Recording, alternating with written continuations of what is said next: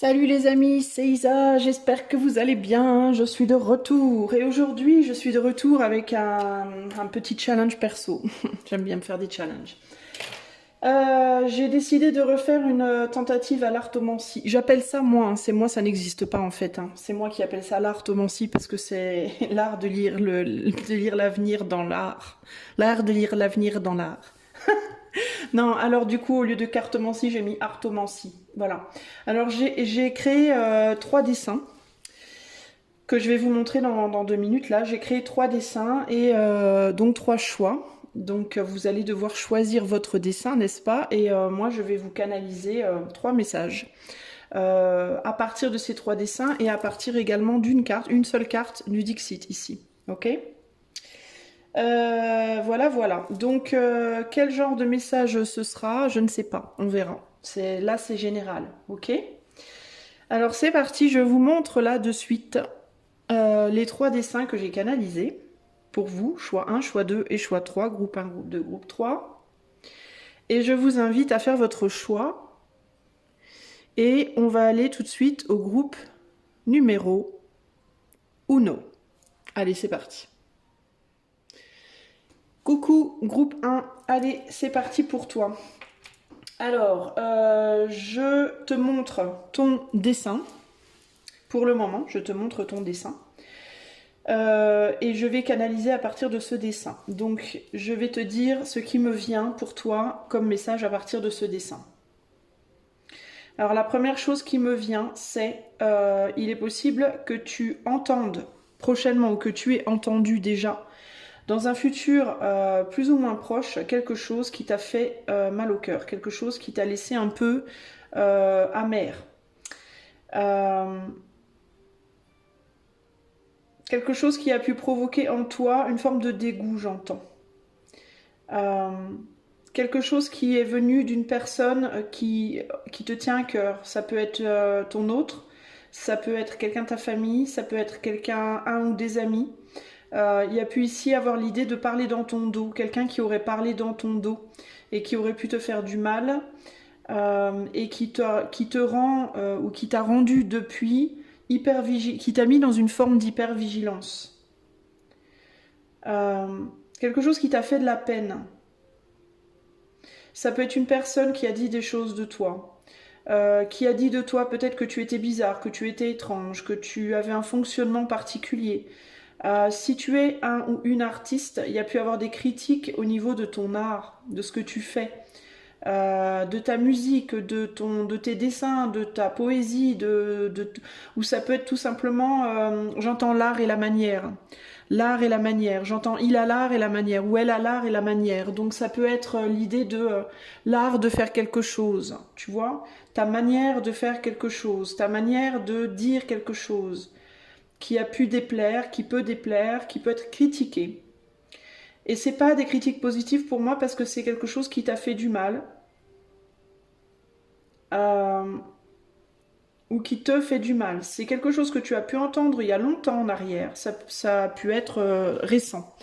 Mais ça te met dans une espèce d'hypervigilance maintenant et c'est comme si maintenant tu avais du mal à avancer parce que tu avais en tête toujours cette critique qui te reste ancrée quelque part et qui fait que tu, tu peux être dans des peurs maintenant. Alors ça peut être, on me dit, pour certains d'entre vous, dans votre enfance, peut-être que vous avez été beaucoup critiqué dans votre enfance et que du coup maintenant, euh, j'entends la mère, votre mère a pu beaucoup vous critiquer quand vous étiez enfant notamment. Mais il y a l'idée de la mère, le père, enfin je vois plus la mère, mais ça peut être le père pour certains, mais il y a l'idée de quelque chose qui fait que vous êtes tout le temps dans cette hypervigilance depuis. Et qu'à chaque fois que vous faites quelque chose, ou vous créez quelque chose, ou vous avez envie de faire ou de créer quelque chose, eh bien vous repensez, consciemment ou non, c'est comme si c'était joué à nouveau dans votre tête. C'est comme si le scénario de la critique se jouait à nouveau dans votre tête. Vous pouvez même être des gens qui vous autocritiquez beaucoup. Groupe 1. On voit ici l'idée de serrer les dents. Dans certains cas, il peut y avoir des gens ici dans le groupe 1 qui ont des problèmes de bruxisme, qui ont pu avoir des dents cassées ou des dents abîmées à force de grincer les dents, à force de serrer les dents. Euh,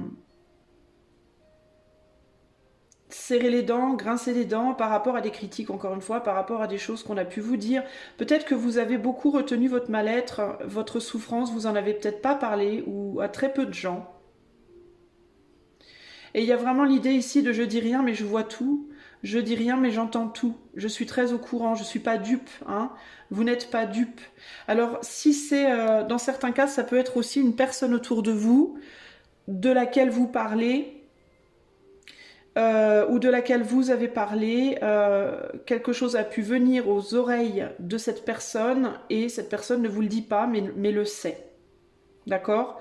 Donc il y a pu avoir, peut-être que vous avez critiqué quelqu'un récemment ou enfin une personne, voilà, dans votre entourage, peut-être probablement un proche, quelqu'un qui a de la tendresse ou qui avait de la tendresse pour vous, vous avez peut-être critiqué cette personne l'a entendu et ne vous l'a pas dit, mais le sait et ça a pu lui faire beaucoup de mal. Et c'est quelqu'un qui peut maintenant beaucoup se méfier de vous. Ok? euh, Pour une raison que j'ignore, la musique ici est très forte. Il y a vraiment l'idée de musique. Alors je ne sais pas pourquoi. Est-ce que c'est quelqu'un qui fait de la musique et vous avez critiqué cette personne? C'est possible. Euh, il y a beaucoup de tristesse. Hein. Il y a vraiment beaucoup de tristesse.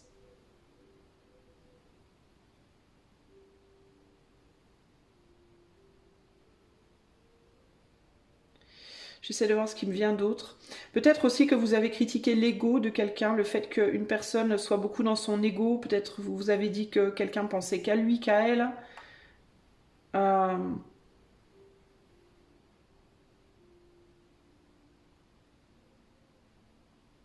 Mais dans tous les cas, il y a vraiment cette idée ouais, de quelque chose j'entends vraiment d'hyper vigilance aussi. Hein. Il y a pu avoir des mots qui vous ont été dits aussi. Il y a pu avoir des mots aussi qui ont pu qu'on a pu vous dire dans le passé, qui ont pu vous faire beaucoup de mal et qui vous mettent maintenant dans une hyper vigilance. Il y a pu avoir des abus ici aussi dans ce groupe 1 là.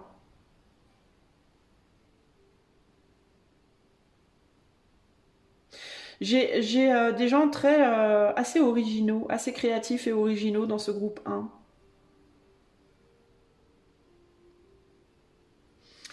Euh, qui sont très alertes, qui sont très intelligents, qui ont du flair, qui... Alors c'est intéressant parce que c'est des gens qui peuvent être critiqués beaucoup, mais qui ont aussi... Enfin, qui ont aussi critiqué beaucoup, qui ont été critiqués et qui critiquent eux-mêmes, peut-être également ici. Euh,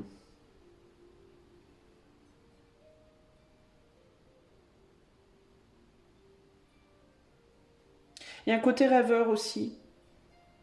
Il y a un côté rêveur, il y a un côté blasé en même temps. Hum.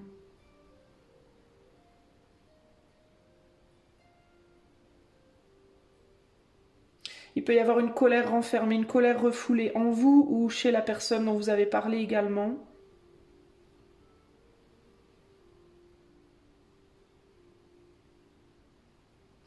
Il peut y avoir aussi un côté un peu égocentrique qui s'est développé avec le temps à cause de critiques justement, à cause de ces critiques-là. Il y a beaucoup de larmes qui ont été versées, clairement. Hein. Il y a eu beaucoup de douleurs, beaucoup de larmes de versées, beaucoup de mal-être. Et encore aujourd'hui, il y a des choses qui n'ont pas été digérées véritablement. J'essaye de voir, hein, je regarde l'image en même temps et j'essaie de voir ce qui me vient d'autre ici.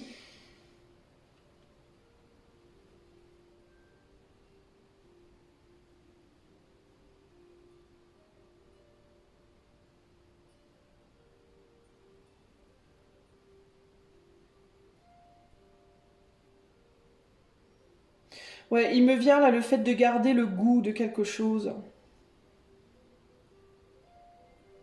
De manière générale, des choses du passé qui empêchent d'avancer. Moi, je pense que c'est vraiment le message pour vous.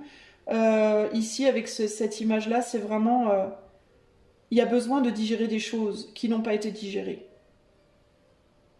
Vous avancez encore avec les stigmates de ce que vous avez subi dans le passé, groupe 1.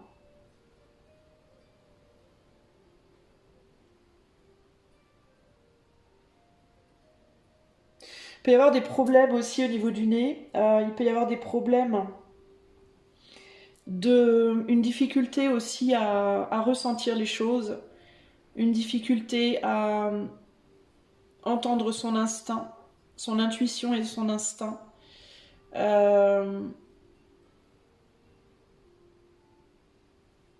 Il peut y avoir des difficultés au niveau respiratoire également, des personnes qui sont très bloquées au niveau du nez, qui doivent beaucoup respirer par la bouche. Il peut y avoir de l'apnée du sommeil la nuit. Ça, c'est des choses que je vois aussi dans le dessin là. Clairement du stress, beaucoup de tension, beaucoup de stress. Et une certaine attache à l'apparence. À l'apparence ou aux apparences. Parce que c'est l'apparence qui permet de cacher la souffrance. C'est ce que j'entends ici. Et on ne veut pas montrer sa souffrance ici. Donc on peut être aussi ici, groupe 1, beaucoup dans les apparats, les accessoires, les apparats, le maquillage, ce genre de choses, pour pas nécessairement parce qu'on aime ça à la base, mais plus pour cacher les choses pour cacher la douleur, entre guillemets. J'entends pour cacher la misère, mais vraiment au sens propre là, dans ce cas-là, groupe 1. Cacher la misère qui est réelle en fait dessous, mais qu'on veut pas montrer. Et pourtant, il y a vraiment l'idée que si on la montrait, cette misère, une bonne fois pour toutes en fait, on n'aurait plus besoin de se cacher. S'il y a des problèmes au niveau respiratoire, au niveau du nez, au niveau de la santé, et des maux de tête, ça peut être aussi des maux de tête. Il peut y avoir en fait des problèmes de sinus qui donnent des maux de tête, des douleurs au niveau des yeux, au niveau de la tête. Et si c'est le cas, eh bien c'est parce que y a une répression.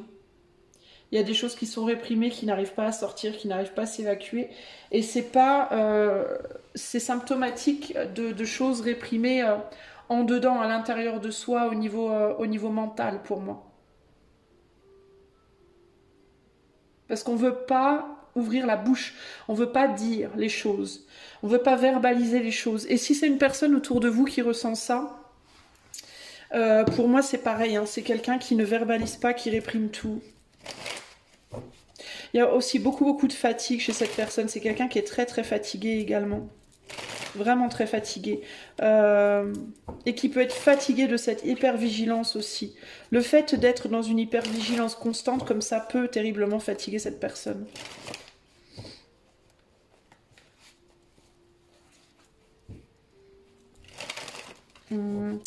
Qu'est-ce qu'on veut me dire d'autre pour le groupe 1? Alors je vous tire une carte, j'enlève l'image, je vous tire une carte du Dixit et on va voir ce qu'on veut dire là.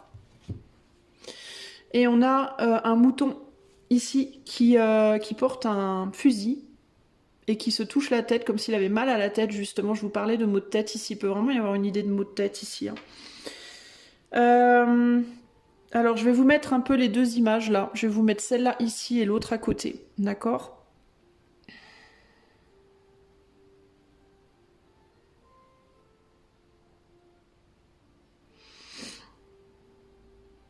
Qu'est-ce qu'on me dit ici?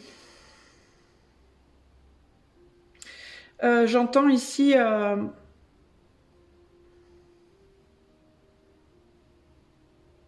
une incompréhension. Il y a une personne ici, alors ça peut être vous, ça peut être quelqu'un d'autre qui est proche de vous, qui ne comprend pas pourquoi il y a de l'amertume, pourquoi il y a une personne qui peut sentir de la part de l'autre une tension, une colère, une réserve. Une personne qui peut se dire je comprends pas pourquoi cette personne ne me parle pas, je comprends pas pourquoi cette personne me regarde comme ça, je comprends pas pourquoi cette personne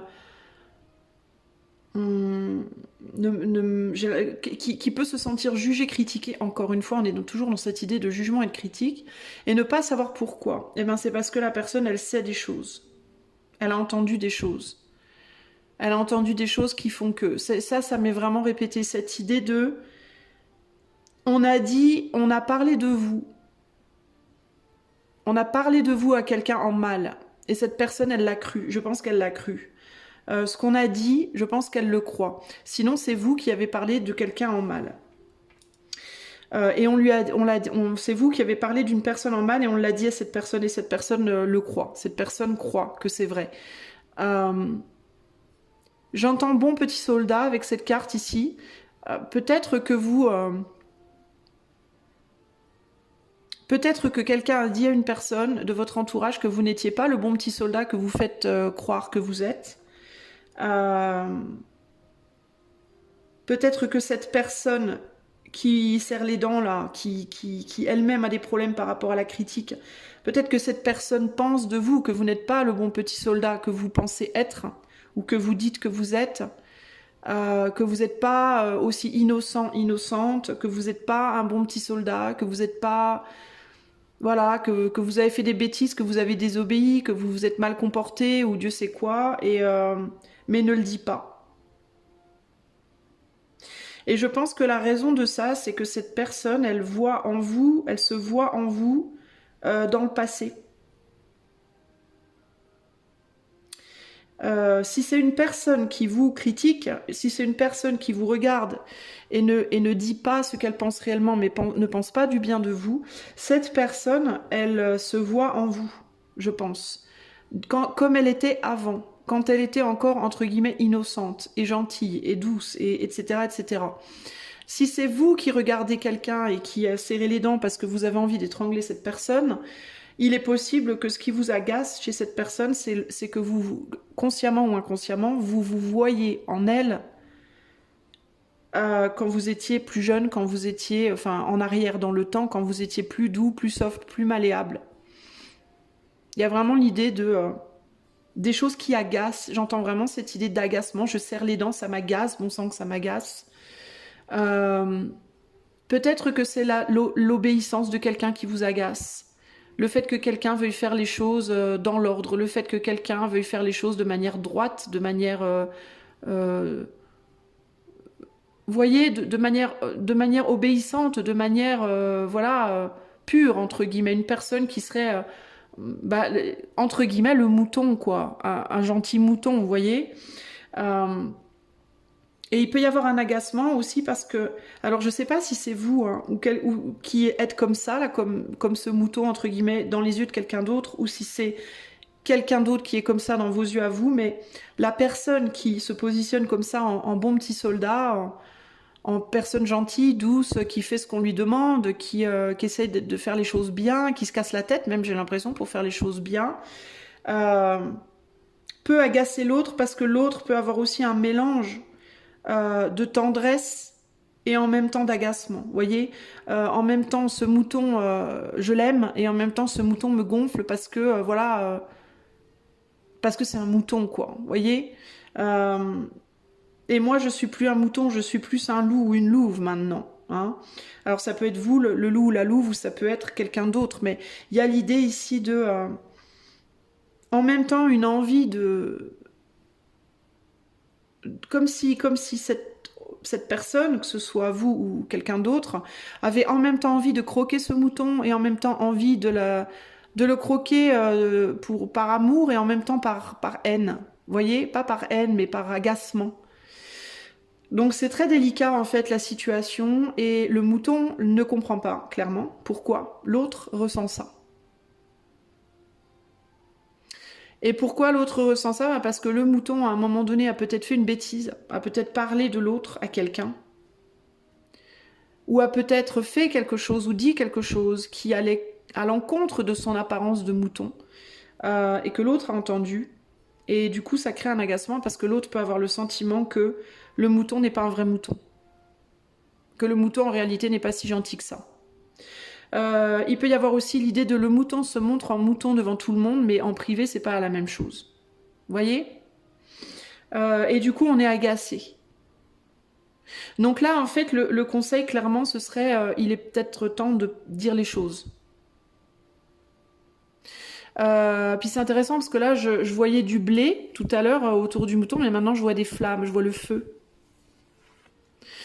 Donc il peut vraiment y avoir cette idée de ce mouton, il peut se sentir aussi acculé par la colère de l'autre, accablé par la colère de quelqu'un et ne pas comprendre mais pourquoi en fait. Pourquoi? Parce qu'il y a des choses que cet autre sait ou sent ou voit. Sait, sent ou voit. Et cette personne ne dit pas par affection, mais pourtant. Pourtant, cette autre voit très bien la réalité. Et ça fait monter la pression, ça fait monter peut-être la colère. La pression, la colère, l'agacement.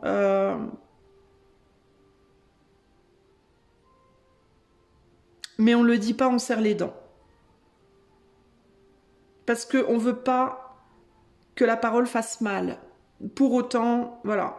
Et pourquoi? Ben parce que cette personne-là qui serre les dents, on lui a fait du mal à elle aussi. Et elle veut peut-être pas reproduire sur ce mouton ce qu'elle a subi, cette personne. Donc à vous de voir dans quel sens ça va. Mais le fait est ici que il faut débloquer la situation parce que ces flammes-là deviennent de plus en plus chaudes et ça va cuire le mouton de toute façon. Ça va cuire le mouton. On se fait un méchoui. N'importe quoi. Ça va, au bout d'un moment, ça va péter, quoi. Il va falloir de toute façon que ça... Il va falloir que ça explose, quoi, au bout d'un moment. Il va falloir dire les choses, il va falloir que ça sorte. Je pense que c'est vraiment ça le conseil, en fait. Pour que la personne qui serre les dents, bah, qu'elle puisse enfin desserrer les dents et moins souffrir en elle-même, parce que c'est quelqu'un qui souffre beaucoup à l'intérieur, du coup. Et pour que celle qui est en mode mais je comprends pas là, pourquoi on veut me cuire, je ne sais pas ce que j'ai fait, puisse aussi prendre conscience bah, qu'elle porte une arme et que parfois elle s'en sert et elle a peut-être pas conscience de ce qu'elle fait en fait, vous voyez, à vouloir obéir à certaines règles, aux siennes ou à celles d'autres personnes peut-être, euh, en pensant bien faire, elle fait peut-être mal en fait cette personne parfois, elle s'en rend pas compte. Ou alors c'est quelqu'un qui fait le mal mais qui veut se présenter comme quelqu'un d'innocent, l'un ou l'autre. Mais en tout cas, il y a des choses qui doivent être clairement verbalisées ici, pour le bien de tous, parce qu'il y a énormément de tension, de stress et de douleur.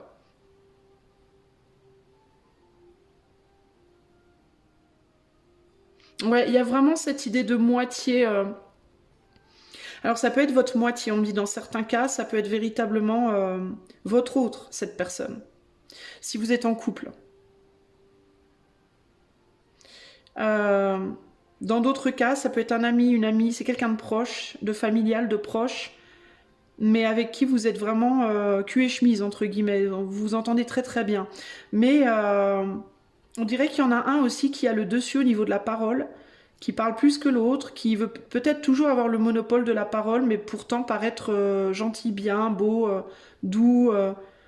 Et l'autre ne parle pas beaucoup ou parle beaucoup moins, mais entend tout, voit tout, sent tout, et aurait beaucoup à dire mais ne dit pas. Pourtant.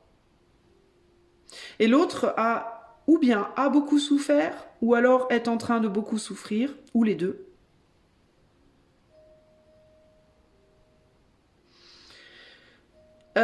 Et a tendance à laisser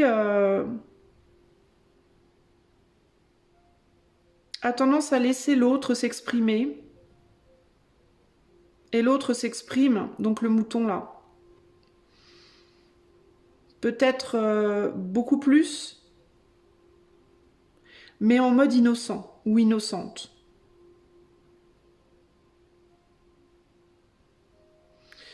Donc il y en a un des deux qui s'exprime beaucoup et qui paraît tout gentil, tout innocent, et l'autre qui parle beaucoup moins, mais qui voit, qui sait, qui entend et qui aurait beaucoup à dire, mais qui dit rien par souci ou bien de tendresse. Je vois plus de la tendresse, alors ou bien de la tendresse amicale, affective, ou alors un amour profond. Euh, Pas nécessairement de la passion. Ici, je suis pas dans la passion, je suis plus sur un amour tendre, presque enfantin, presque parental, presque familial comme ça. Mais il y a quelqu'un qui souffre énormément ici. De l'ego de l'autre peut-être. Et l'autre attise beaucoup de réactions, mais fait-il de rien. Fait-il, ah mais non, moi je suis innocent, innocente, je ne comprends pas pourquoi. C'est pas forcément vrai.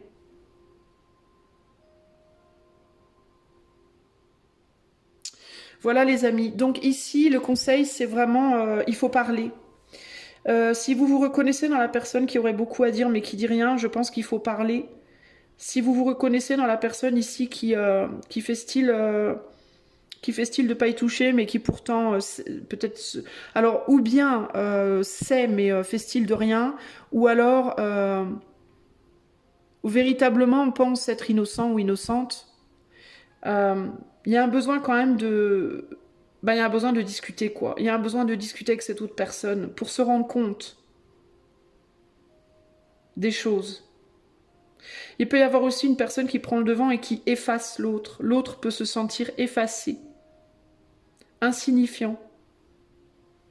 Alors que potentiellement, il ou elle a plus de force que le mouton là. Aurait beaucoup à dire, beaucoup à dire, beaucoup à exprimer. Sur le plan artistique, dans un couple, il y a peut-être une personne qui travaille dans l'art, mais qui fait de l'ombre à son autre, qui elle aussi ou lui aussi aurait beaucoup à dire, artistiquement parlant, mais n'a pas la place de le faire. Et du coup, doit effacer peut-être aussi des capacités. Il y a une personne qui a la sensation de n'être que la moitié d'elle-même, alors que l'autre existe pleinement, et l'autre n'aurait peut-être pas envie d'exister autant. Il peut y avoir une nécessité aussi de remettre les choses à leur place en termes de rôle. Il y a peut-être une personne qui est beaucoup sur le devant de la scène, entre guillemets, hein, dans la vie, dans votre couple, que ce soit un couple familial, amical ou romantique. On parle de deux personnes dont une est beaucoup sur le devant de la scène, probablement alors qu'elle ne le veut pas vraiment au final. Elle le fait peut-être par obligation, je pense au mouton là, où elle se sent obligée de le faire, alors qu'il y en a une autre qui aurait envie de le faire véritablement, mais qui du coup se sent forcée, elle, d'être en retrait. Donc il y a des rôles ici qui sont pas forcément bien répartis et qui pourraient être mieux répartis, mais il faudrait en parler. Il peut aussi y avoir une personne qui se met en retrait alors qu'elle n'est pas faite pour ça, qui ne le dit pas, et qui pense et qui aimerait que l'autre se mette en retrait, mais l'autre a peut-être pas vraiment envie de se mettre en retrait. C'est-à-dire que ce mouton, il pourrait dire, moi je préférerais être en retrait, mais en réalité c'est pas forcément vrai. Donc ici on est dans un relationnel, un message lié au relationnel entre deux personnes et on ne se dit pas du tout les vérités.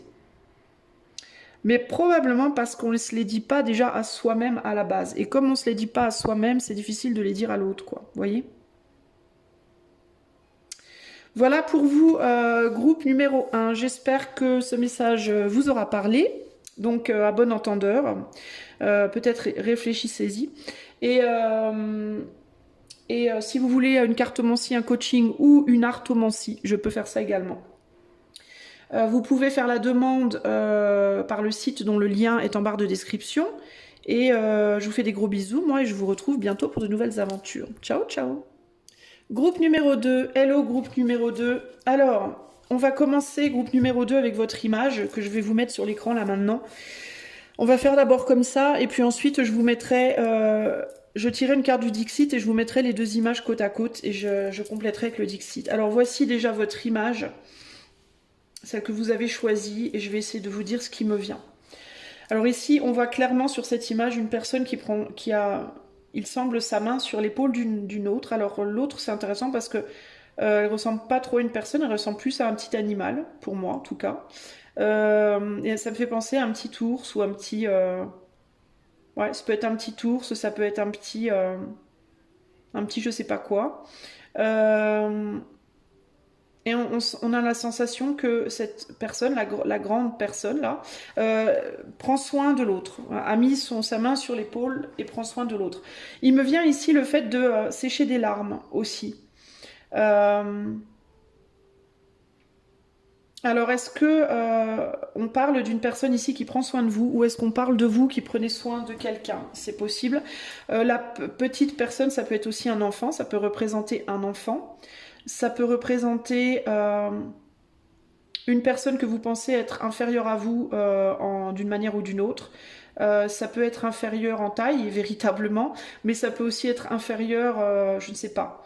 Peut-être peut-être inférieure en termes de sagesse d'une certaine manière parce que on voit que la grande personne elle est principalement noire avec le dos blanc et que la petite personne elle est principalement blanche avec le ventre plutôt sombre. Il y a l'idée ici de sécher des larmes, il y a l'idée ici de réconfort, mais il y a aussi l'idée de regarder l'autre d'en haut véritablement. Donc il peut y avoir déjà un premier message qui pourrait être attention quand vous prenez soin de l'autre de ne pas vous positionner comme supérieur à cette personne, de ne pas accidentellement, et je dis bien là accidentellement parce qu'il y a vraiment l'idée du réconfort et pour moi on est dans un réconfort sincère, euh, mais accidentellement, sans s'en rendre compte, rabaisser un petit peu l'autre en voulant donner des conseils, en voulant expliquer des choses, en voulant être un soutien. Attention de ne pas accidentellement rabaisser l'autre, que l'autre ne se sente pas rabaissé par rapport à sa propre sagesse entre guillemets. C'est le premier conseil qui me vient. Attention aussi au fait de croire que parce qu'une personne est très prolixe, parle très bien, s'exprime bien et a une facilité à être dans une forme de superficialité de comportement, attention à ne pas penser que parce qu'une personne se comporte comme ça, que forcément elle n'a pas de sagesse, parce que j'ai la sensation ici chez la plus petite personne là, d'apparence en tout cas, qu'elle détient énormément de sagesse à l'intérieur d'elle, mais qu'elle ne montre pas forcément, qu'elle ne dit pas forcément. En fait, ici, j'ai une personne qui va beaucoup parler avec sagesse, qui va beaucoup exprimer de sagesse avec sa voix, mais qui peut aussi avoir un côté superficiel qu'elle va cacher. La plus grande personne. Et la plus petite personne, c'est le contraire. C'est-à-dire qu'elle va montrer surtout un côté peut-être un peu superficiel, de prime abord, mais intérieurement détient une grande sagesse, mais qu'elle tait, qu'elle ne dit pas, qu'elle ne montre pas. En tout cas, pas à cette personne qui est plus grande en taille là. Dans certains cas, cette personne plus petite, ça peut être un enfant. D'accord? Alors peut-être que vous êtes parent d'un enfant qui peut se comporter d'une manière comme ça un peu superficielle, mais qui en elle-même détient beaucoup de sagesse qu'elle ne dit pas. L'ombre, ça peut être aussi véritablement le côté sombre, c'est-à-dire le fait d'exprimer un côté de soi secret, qui peut être aussi bien positif que négatif, hein. On peut avoir les deux, on peut avoir une ombre lumineuse et une ombre vraiment sombre. Donc ça peut être quelqu'un, par exemple, cet être de petite taille qui peut avoir beaucoup à dire en termes d'émotions également, ressentir beaucoup d'émotions intérieurement, positives et négatives, un mélange des deux probablement, mais qui ne dit rien. Qui ne dit rien, pourquoi? Parce que peut-être cette personne de petite taille, cet être de petite taille, si c'est un enfant ou pas, ça peut être un adulte également, mais ça peut même être un animal, j'entends, est face à une autre personne qui, elle, est très capable d'exprimer ses émotions, voire trop capable d'exprimer ses émotions. Et ça peut être... C'est intéressant parce que cette main sur la gorge de cet enfant, ou de cet être, cette main blanche là, qui veut bien faire, eh ben, on dirait qu'elle étouffe un peu la parole de cet enfant ou animal ou de cette personne. Comme si... vous savez, parfois on dit c'est important d'exprimer ses émotions face à un enfant par exemple, c'est important d'exprimer les émotions à un enfant pour qu'il comprenne, etc. Ben, c'est comme si là c'était trop en fait. C'est comme si c'était un petit peu trop en excès et que du coup l'enfant se sentait presque étouffé par tant d'amour, étouffé par tant d'émotions, étouffé par tant d'émotions positives et négatives, un mélange probablement des deux, parce que vraiment je sens de la bienveillance chez cette personne plus âgée, plus grande, Je le vois dans le regard, en fait, dans l'œil de cet être plus grand qui a beaucoup d'affection, beaucoup d'amour, en fait, et vraiment une volonté de bien faire. Mais j'ai l'impression que l'être de petite taille, là, bah, il se sent presque étouffé par tant d'émotions. Voilà. Par tant d'échanges, par tant d'amour, comme si c'était trop. Et que du coup, il trouvait pas la place, lui, véritablement d'exprimer les siennes. Vous voyez? Euh, donc il peut y avoir ici l'idée de... parce que la main blanche comme ça me parle d'une main positive, bienveillante, qui veut guérir, qui veut soigner, qui veut aider, et qui demande peut-être même à l'autre de s'exprimer. Mais c'est comme si en même temps, vous voyez, ce cercle autour de la bouche, bah c'est comme si en même temps on demandait l'expression et qu'en même temps on mettait une muselière. En voulant justement, en faisant ce cercle qui passe sur l'œil de... Alors peut-être aussi en disant c'est pas grave. Par exemple, est-ce que vous avez un enfant et que quand cet enfant essaie d'exprimer des choses, vous lui dites c'est pas grave. C'est pas grave, c'est pas grave, ne t'inquiète pas, c'est pas grave. Est-ce que vous voulez lui fermer les yeux sur certaines choses de la vie aussi? Est-ce que quand cet enfant vous dit j'ai mal là, je me sens pas bien, est-ce que vous avez tendance à dire mais c'est pas grave, c'est pas grave?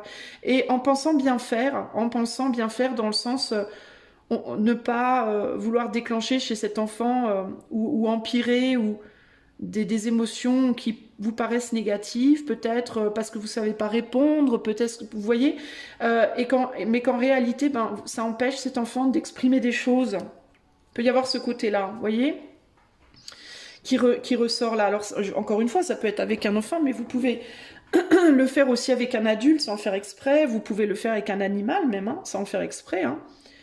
Euh, Ou alors, ça peut même être vous, hein. Ça peut être quelqu'un qui le fait avec vous, sur vous, à vous dire tout le temps, bah, c'est pas grave, t'inquiète pas, ça va aller, c'est pas grave, mais qui veut pas vraiment écouter ce que vous dites, qui n'écoute pas vraiment ce que vous dites.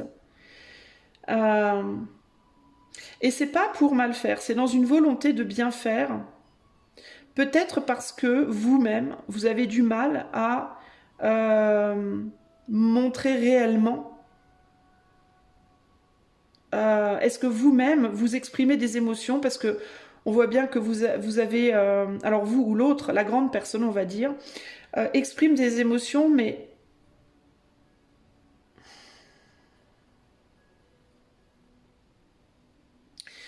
j'essaie de comprendre, mais il y a un blocage par rapport à ça, l'expression de ce qu'on ressent. Il y a une personne qui est trop dedans et l'autre qui ne l'est pas assez. Celle qui est trop dedans voudrait pouvoir arrêter probablement de le faire, mais n'y arrive pas.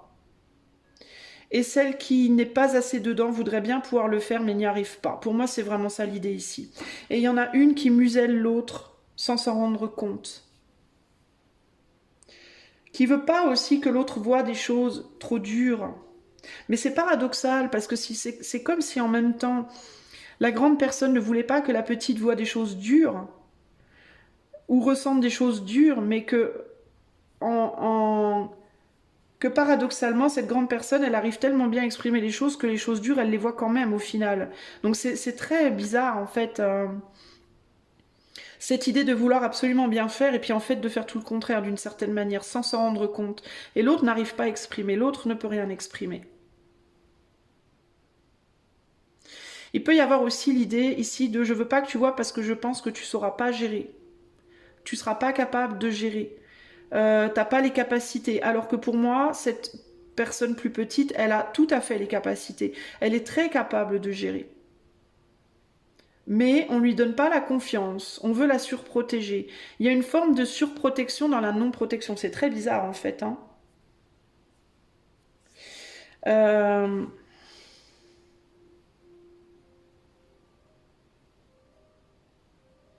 Du coup, cette petite personne, elle a du mal à respirer, j'ai l'impression. Il peut y avoir, alors si c'est un enfant ou un animal, c'est un enfant ou un animal qui peut véritablement avoir des problèmes respiratoires. En réaction somatique au fait de ne pas pouvoir exprimer librement les choses.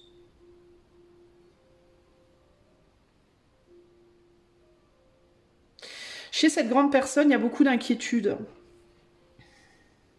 Il y a vraiment une peur de mal faire, une peur de voir l'autre souffrir, une peur peut-être aussi de ce que l'autre pourrait voir ou entendre. Je veux pas que tu vois ça, je veux pas que tu entendes ça. C'est pas beau, c'est vilain, c'est mal pour toi, ça te ferait du mal, ça te fait du mal. Encore une fois, mais finalement le mal est plus fait par la répression qu'autre chose. En fait, c'est comme s'il y avait une personne qui voulait protéger l'autre de vivre sa vie, en fait. Des événements, des choses et des événements. Tiens, c'est rigolo parce que d'un seul coup, dans la petite personne, je vois un mouton, je vois un petit mouton.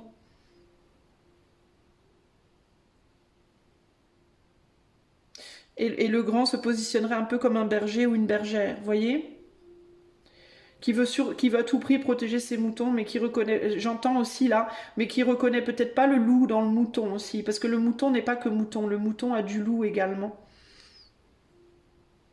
Alors peut-être que le berger ou la bergère ne veut pas que le mouton s'exprime pour pas que le loup sorte aussi. Il peut y avoir un côté comme ça, pour ne pas faire sortir le loup. Donc on veut protéger l'autre de voir ou d'entendre des choses vilaines pour pas que ça déclenche de l'ombre chez cette personne. Comme si le berger ou la bergère, donc la grande personne, là voulait que l'autre reste toute blanche, ne voulait surtout pas qu'il y ait la moindre malice, la moindre... voulait contenir l'ombre de cet autre. Voyez ? Sauf qu'on peut pas la contenir, en fait, enfin on peut la contenir, mais dans le fait de la contenir, en fait, ben, ça fait du mal. Ça fait du mal à cette personne-là, cette petite personne. Qui d'ailleurs semble ne pas avoir de main ou de pied, comme si elle pouvait rien faire, en fait, comme si elle était véritablement attachée, muselée, comme si elle avait un bandeau sur les yeux, un bandeau autour de la bouche, à force de trop vouloir préserver. Et encore une fois, ça peut être vraiment un animal, une grande personne, un enfant, ça dépend. Et ça vient du cœur, hein, parce qu'on voit que cette espèce de cercle noir là, qui se met autour de la gueule de la personne ou de l'animal, ça vient du cœur au niveau de la grande personne. Donc il n'y a pas de volonté de mal faire, ça vient vraiment d'une volonté de bien faire. D'ailleurs, il y a beaucoup d'amour euh, qui... ouais, on dirait que cette grande personne voudrait que la petite ne voit que des belles choses, que de l'amour, que des belles choses, que de la protection, que... Il y a vraiment un sentiment de je veux vraiment te protéger, te surprotéger. Et je pense pas que la grande personne se rende compte de ce qu'elle fait en réalité. Donc le message pour vous, ça peut vraiment être ça. Hein, ça peut vraiment être... Alors est-ce que vous, ce qui me vient aussi du coup groupe 2, c'est est-ce que vous-même, dans votre enfance, vous avez été surprotégé comme ça? Est-ce que vous avez eu autour de vous des personnes qui voulaient pas que vous voyiez, qui voulaient pas que vous entendiez, qui voulaient pas... et puis le jour où vous avez vu, vous avez entendu, ben finalement ça vous a fait beaucoup de mal parce que c'est venu trop tard. Hein, vous avez été peut-être trop surprotégé au départ et quand vous avez commencé à voir l'ombre de la vie des gens, ben ça vous a peut-être fait un choc du coup. Hein. Vous pouvez sans vous en rendre compte ou alors quelqu'un peut sans s'en rendre compte répercuter ce genre d'attitude. Hein. Mais il y a vraiment cette volonté de protéger, de chouchouter, de cajoler, de... Mais en même temps, il y a un besoin de libérer les mots, la parole. Il y a quelqu'un qui a besoin de libérer sa parole, en tout cas de dire des choses qui sont enfouies. Et il peut y avoir l'idée du nombre qui grandit hein, chez la petite personne parce qu'elle peut pas sortir, justement. Elle peut pas s'exprimer. Elle grandit quoi qu'il arrive, en fait. Hein.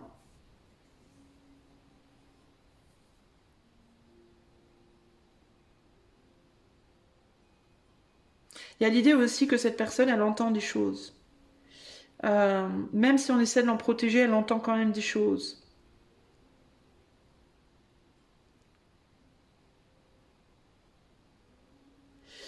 Euh, Bon, on va rajouter la carte du Dixit. S'il y a d'autres choses qui me viennent, je vous le dirai. Alors pour le groupe 2, un message, quel autre message pour le groupe 2?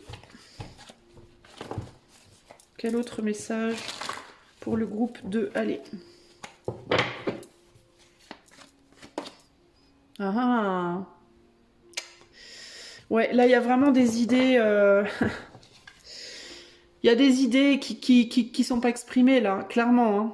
Alors je vous mets les deux images côte à côte. Moi je la garde sous le nez, mais je vous les mets sur l'écran côte à côte. Je l'avais pas fait pour le groupe 1, mais parce que j'ai pensé trop tard. Mais bref.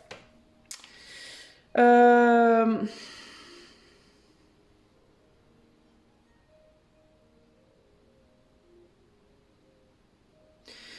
ça me confirme que... Alors c'est très intéressant parce que dans cette image-là, à droite là, je vois la forme de la tête ressemble à celle de la grande personne. Mais néanmoins, j'ai l'impression que c'est la tête de la petite que je tiens dans ma main droite. Avec les papillons là. Et du coup, il y a l'idée de deux personnes qui se ressemblent. Mais la grande personne ne fait pas confiance à la petite parce qu'elle est plus jeune, plus petite, moins expérimentée, ou elle la voit comme moins expérimentée, comme plus fragile d'une manière ou d'une autre. Et pourtant, cette petite personne a les caractéristiques de la grande. Et comme si on me disait là, cette petite, entre guillemets, petite personne, un jour sera grande et elle ressemblera à la grande. Elle a les mêmes capacités. Elle a des capacités similaires en réalité. Que ce soit des capacités intuitives, des capacités artistiques, des capacités créatives, des capacités, peu importe, de guérisseur, de je ne sais pas quoi. En termes de caractère, en termes d'ombre et de lumière, on va être à peu près à égalité dans ce qu'on a en soi et comment on va le gérer. Donc il peut y avoir le message ici de si vous êtes la grande personne et que vous essayez à tout prix de protéger quelqu'un ou un animal ou une personne parce que vous avez peur pour cet animal ou cette personne, rassurez-vous, cet animal, cette personne est très capable, sera très capable de se gérer ou de gérer les choses. Rassurez-vous par rapport à ça.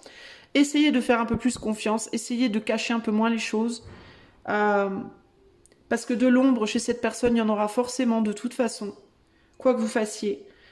Cette personne devra un jour ou l'autre voir le monde et cette personne, plus vous allez la surprotéger, plus ça va être compliqué sur le long terme. Il faut que cette personne, elle se confronte à la réalité d'une certaine manière. Il faut également que vous vous confrontiez à la réalité, que vous soyez la grande personne ou la petite dans l'image. Et que vous osiez faire confiance à l'autre, lâcher un peu la bride, enlever la muselière, enlever ce qu'il y a sur les yeux là, desserrer l'étau sur la gorge de cette personne, ou sur votre propre gorge. Il me vient aussi que dans certains cas, la petite personne c'est vous-même en fait, c'est-à-dire que la grande et la petite c'est la même personne. Et que ce que la grande personne essaye du coup de restreindre, c'est une forme de superficialité. Qu'on voit comme mauvaise. Ce que ça peut exprimer dans certains cas, c'est que c'est pas nécessairement vous face à quelqu'un d'autre, ça peut être vous face à vous-même, qui voulez protéger l'enfant intérieur, de voir certaines choses, d'entendre certaines choses, de dire certaines choses.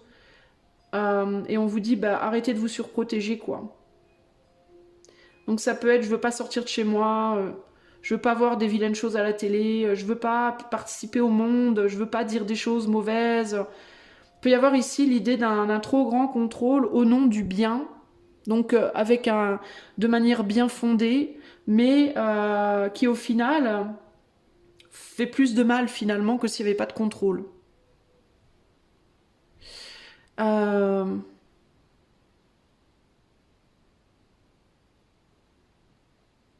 Il y a une vraie tristesse aussi. Hein.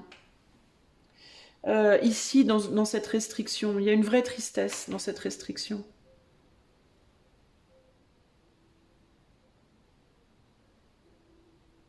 Il y a aussi une forme d'admiration.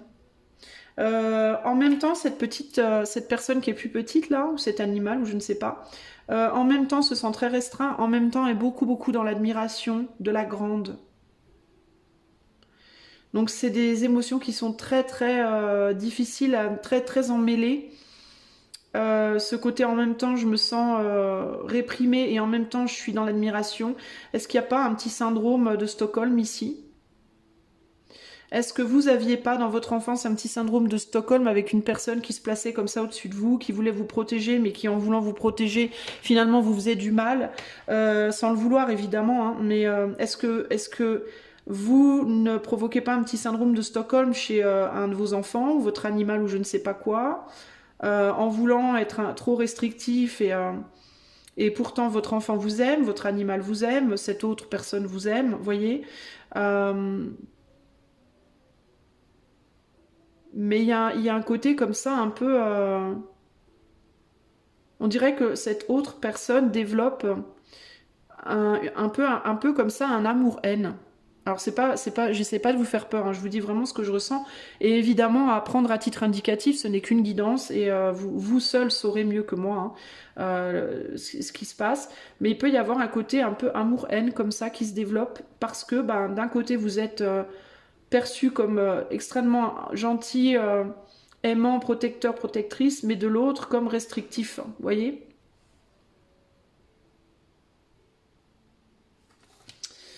Euh, ouais, et il y a une forme de méfiance aussi.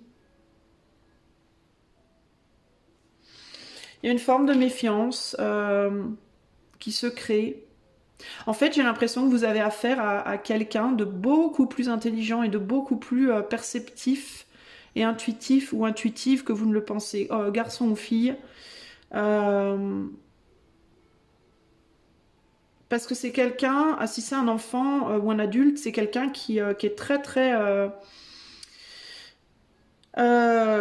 très connecté à son côté animal, très connecté à son intuition et son instinct et qui ressent les choses au-delà des mots et qui peut voir malgré vous vos côtés sombres et qui voit malgré vous aussi vos propres blessures et vos erreurs que vous ne voyez pas forcément, mais qui ne le dira pas parce que il ou elle n'a peut-être pas les mots pour le dire ou ne veut pas blesser, ne veut pas faire du mal. Euh, mais c'est ouais, c'est un mélange d'admiration, d'amour et en même temps de méfiance et de distance. On veut pas se faire attraper, quoi. C'est très particulier, hein.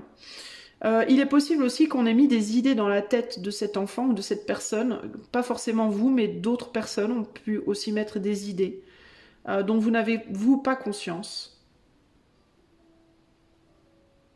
Parce que là, dans l'oreille, je vois, dans l'oreille à gauche, là, sur la petite personne, là, je vois comme un iPod, là, comment un, vous savez, un petit écouteur, là, j'ai l'impression.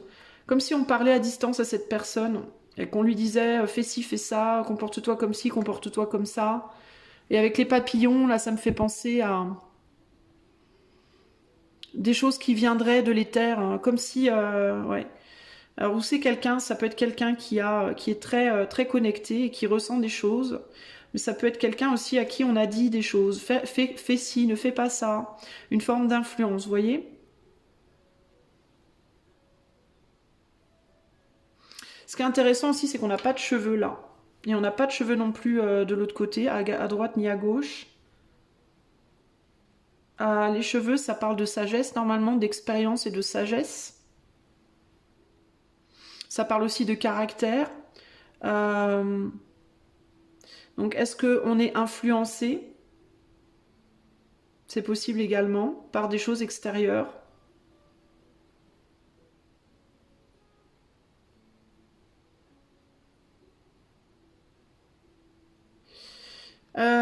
Voilà tout ce qui me vient, les amis. Donc, j'aurais envie de vous dire, attention à ne pas surprotéger l'autre. Attention à ne pas vous surprotéger vous-même, parce que dans certains cas, cette autre personne, ça peut être vous. Ça peut être un autre côté de vous.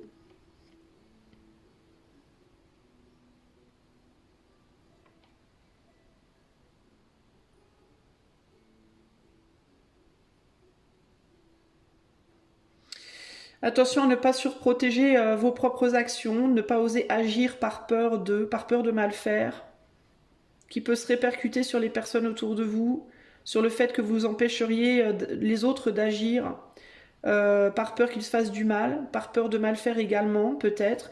Il y a l'idée aussi ici de se mettre dans une bulle, d'être dans une bulle, de ne pas vouloir aller se mêler aux autres, se mélanger aux autres. Certains couples, je vous dis d'autres choses qui me viennent, hein. Dans certains couples ici qui sont divorcés, qui ont des enfants, il peut y avoir une tendance à... Alors je ne sais pas qui, ça peut être les deux, ça peut être un parent, mais l'un peut dire à l'autre de se méfier du parent. L'un peut ne pas vouloir que l'enfant aille chez l'autre parent. Ou dire attention à ton père, attention à ta mère.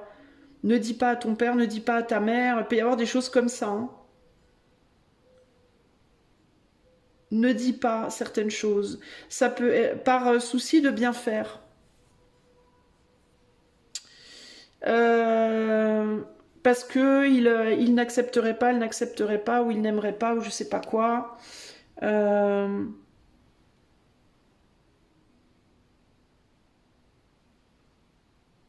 Ne dis pas à ton père ou à ta mère que je t'ai laissé regarder tel film, ne dis pas à ton père ou à ta mère que je t'ai laissé faire telle chose, etc.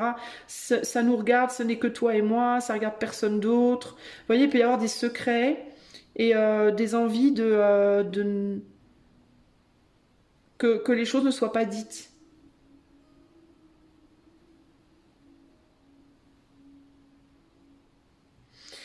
Donc voilà, si vous pensez qu'il peut y avoir des soucis par rapport à un ex, une ex avec qui vous avez des enfants, qu'il y a une influence sur votre enfant et qu'on vous le dit pas, peut-être essayer d'en parler avec l'enfant de manière tout à fait anodine.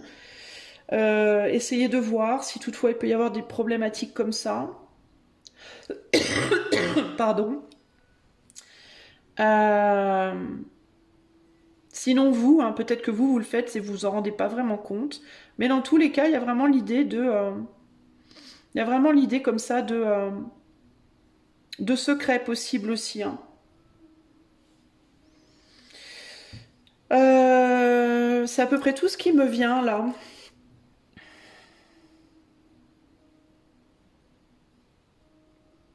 J'essaye de voir sur la carte du Dixit, c'est autre chose, mais non. Il y a vraiment une idée de contemplation, de transformation, de...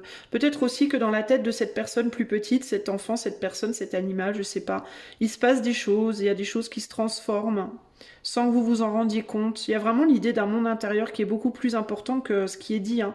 Rien, tout est tu, en fait. Il y a beaucoup de secrets et beaucoup de choses qu'on ne dit pas.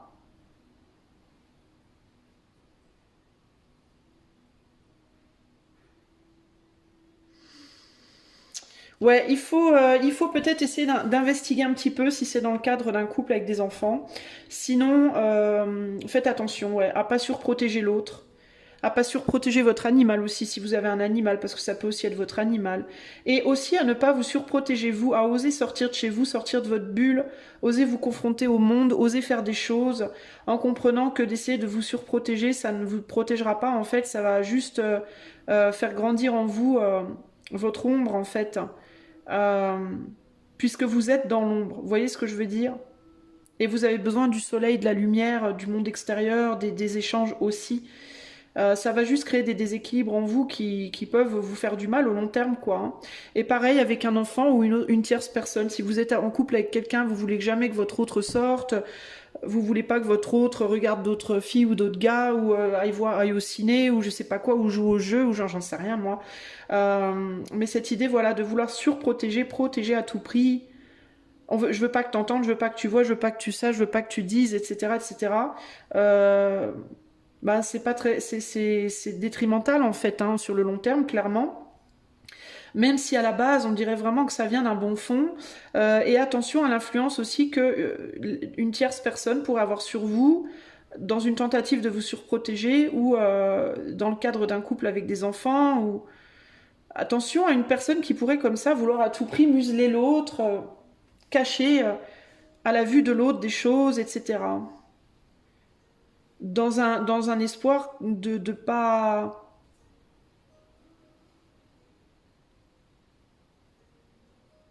Il y a l'idée du contrôle vraiment aussi. Il peut même y avoir une idée de contrôle. C'est bizarre, hein, il me vient des trucs bizarres, mais il peut même y avoir une idée de contrôle à distance. D'une personne qui peut même être contrôlée à distance. C'est très bizarre hein, ce que je reçois, hein. Euh,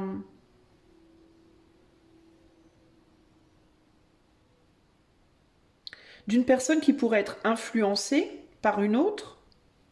S'il y a une personne en face de vous que vous trouvez fragile, et vous avez l'impression que cette personne, vous sentez bien que cette personne, elle est pas comme d'hab, elle est silencieuse, elle parle pas, elle se comporte bizarrement et qu'elle veut rien vous dire, il peut y avoir l'influence de quelqu'un d'extérieur également qui agit sur cette personne, mais vous voyez pas. Euh, Peut-être aussi que vous, d'une certaine manière, vous êtes influencé, vous vous en rendez pas compte par quelqu'un d'extérieur à vous, clairement. Euh, Donc ouais, ayez l'œil sur tous ces angles. Il y avait beaucoup de messages pour vous, mais essayez d'avoir l'œil sur tous ces angles-là. Et il y a vraiment l'idée de la distance. Est-ce que vous ressentez quelque chose ou quelqu'un à distance, vous?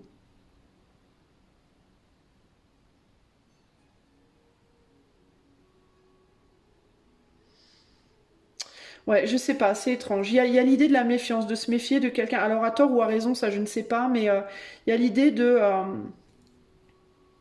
peut-être qu'il y a quelqu'un qui est vers vous et qui préférait être ailleurs. Vous voyez, par exemple, qui pense à quelqu'un qui est au loin. Peut-être qu'il y a... peut-être que vous avez un enfant qui vit avec vous alors que votre enfant il préférait vivre avec son autre parent. Peut-être que vous êtes en couple avec quelqu'un, mais quelqu'un qui préférait être ailleurs. Et c'est pas nécessairement dans un autre couple, hein, mais peut-être au travail, peut-être dans un autre pays, peut-être j'en sais rien moi. Euh, mais comme s'il y avait,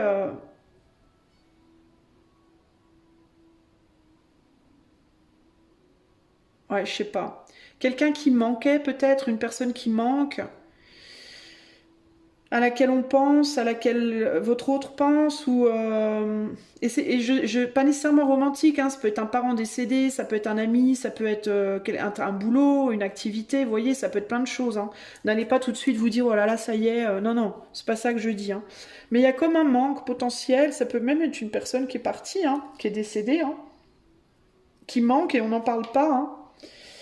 Mais en tout cas voilà, il y a tout plein de choses comme ça à aller creuser groupe 2, ok?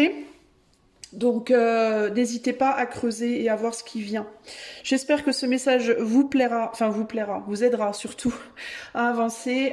Si vous souhaitez avoir une cartomancie, une consultation en coaching ou pourquoi pas une artomancie, rien que pour vous, eh bien n'hésitez pas à me le dire par le lien de mon site qui est en barre de description. Je vous fais des gros bisous, groupe 2, et je vous dis à bientôt. Ciao, ciao! Groupe numéro 3, allez c'est parti, je vais d'abord vous montrer votre image sur l'écran là, on va regarder votre image et je vais on va voir ce que ça me dit déjà, et puis après je vous tirerai une carte du Dixit et je vous mettrai les deux images côte à côte et j'essaierai de rajouter un peu. Alors vous c'est intéressant parce que la première chose que je vois dans votre image c'est un oiseau, c'est ce que j'ai vu, c'est pour ça que j'ai fait un petit bec jaune, parce que j'ai vu un oiseau direct, mais alors je vois un oiseau... je ne sais pas trop ce que c'est comme oiseau. Ça me fait penser à un oiseau que j'ai déjà vu, mais je ne me souviens pas du type d'oiseau. Avec deux plumes comme ça qui partent du bec, là, au-dessus de la tête. Mais la première chose que j'ai vue, c'est que j'avais la sensation que cet oiseau, il n'était pas content. Je vois un oiseau... alors l'oiseau, déjà. L'oiseau, ça nous parle de quoi? Ça nous parle d'air. De voler, de liberté. Un oiseau, voilà, ce qu'il veut, l'oiseau, c'est être libre. Clairement, il veut voler, il veut pouvoir aller où il veut, quand il veut, faire ce qu'il veut, etc. Et là, il y a l'idée d'un oiseau qui a pas l'air content. Je vois un mélange chez cet oiseau de colère et de tristesse en même temps. Mais on cache, parce que ces deux plumes-là qui partent de son bec, on dirait qu'elles passent au-dessus de l'œil, comme si on ne voyait pas. Et c'est intéressant parce que je vois les lignes qui sont sur la plume de droite, qui, si on regardait l'oiseau vraiment de face, pourrait couvrir son œil. Bah, ça commencerait à faire comme des spirales sur l'œil, et comme si cet oiseau, il essaie de nous hypnotiser. Donc, on peut être face à une personne ici qui est très triste, très malheureuse et très en colère, mais qui hypnotise pour pas qu'on voit. Pourquoi je dis pour pas qu'on voit? Parce que les plumes, si on regardait l'oiseau de face, elles seraient en plein devant ses yeux, par rapport au dessin que j'ai fait. J'entends le mot liquéfié. Liquéfié, ça pourrait vouloir dire quoi? Ça pourrait vouloir dire que véritablement, il y a quelqu'un ici qui est dans une grande, grande tristesse, très, très, très malheureux ou malheureuse, mais qui ne veut absolument pas qu'on le voie. Le bec, c'est quelque chose dont l'oiseau se sert pour se nourrir, mais également pour attaquer, hein, éventuellement, pour se défendre. Un oiseau qui est attaqué, il va donner des coups de bec, il va utiliser ses griffes et son bec. Donc on peut parler d'une personne qui peut avoir tendance à se défendre avec les mots, qui peut être assez acerbe avec ses mots, qui peut faire du mal avec les mots facilement, qui peut se défendre avec les mots. Euh, le jaune, c'est la couleur du soleil, alors c'est quelqu'un qui peut parler de manière très chaleureuse, mais c'est aussi la couleur de la trahison, le jaune, dans certaines traditions.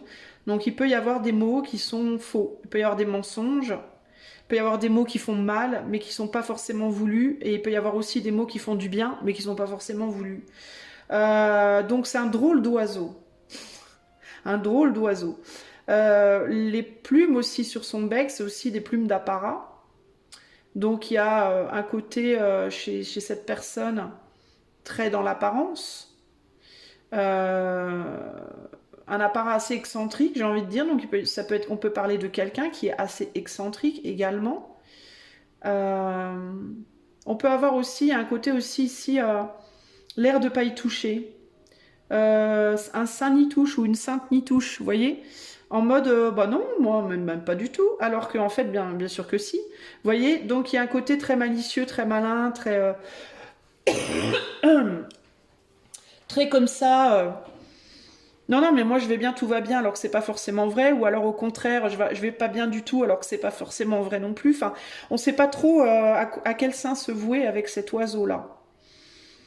L'oiseau nous parle de voyage, donc ça peut être une personne qui peut beaucoup voyager, aimer voyager, qui a pu prendre l'avion plusieurs fois, qui peut prendre l'avion régulièrement, qui va peut-être prendre l'avion éventuellement. J'ai la casquette, c'est quelqu'un qui peut porter des casquettes ou aimer les casquettes. J'ai une casquette qui me vient aussi.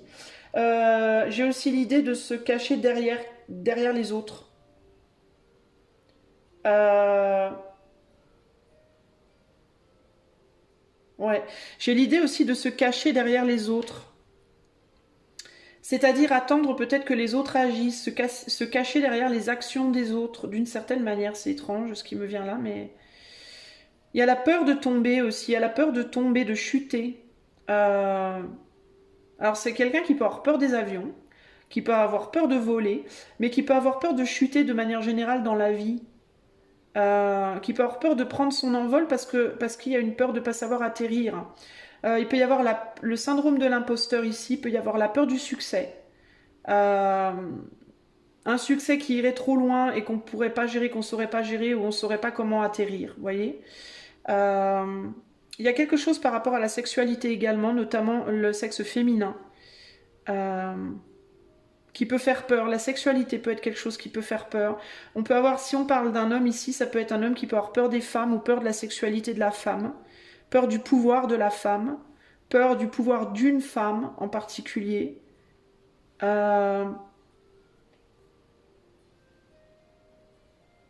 On peut avoir une personne aussi ici très spirituelle qui place beaucoup de valeur sur la spiritualité et qui peut avoir peur du jugement dernier, du jugement ultime, du jugement des dieux entre guillemets, d'une certaine manière, qui peut se sentir parfois très. En fait, j'ai l'impression qu'on parle d'une personne qui essaie vraiment de se valoriser au maximum parce que donc il peut paraître peut-être parfois dans la vraie vie très un peu trop sûr de lui ou sûr d'elle. Encore une fois, il y a une idée d'apparence ici, mais c'est pour venir contraster justement un grand, grand manque d'assurance et un sentiment de n'être rien en réalité. Ou si peu. Donc il y a comme cette idée de je fais style, je suis tout, parce que justement j'ai l'impression d'être rien. Vous voyez? Il y a quelque chose de très enfantin, de très candide, de très fragile, de très pur, mais caché derrière des tonnes d'apparence, parce qu'on veut pas qu'on voit cette candeur, cette pudeur, cette fragilité, parce qu'on veut pas chuter. On veut pas être attaqué, on veut pas chuter, on veut pas être vulnérable. Donc on a une personne très très très vulnérable, mais qui veut absolument paraître extrêmement invulnérable.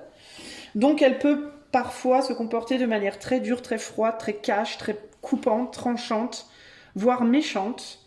Mais ce n'est pas le fond de sa personne, c'est une défense.